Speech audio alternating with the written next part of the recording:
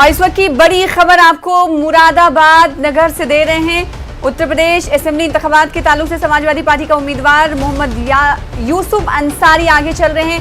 BJP इस seat पर दूसरे नंबर पर दिखाई दे रही है। तो इस वक्त की बड़ी खबर, समाजवादी पार्टी के उम्मीदवार मोहम्मद यूसुफ अंसारी मुरादाबाद नगर सीट से आगे चल रहे हैं। यूपी असेंबली इंतखाबात के हवाले से इस वक्त की बड़ी खबर आपको दे रहे हैं। मुरादाबाद नगर सीट से समाजवादी पार्टी के उम्मीदवार मोहम्मद यूसुफ अंसारी आगे दिखाई दे रहे हैं। बीजेपी की बात करें तो बीजेपी दूसरे नंबर पर, यानी बीजेपी पीछे है, समाजवादी पार्टी आगे दिखाई दे रही। तो लगातार फैसला आप देख रहे हैं न्यूज़ 18 उर्दू के साथ। पल पल की अपडेट हम आपको बता रहे हैं।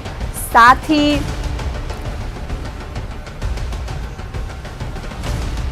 लगातार हर सीट के आपको बता दें कि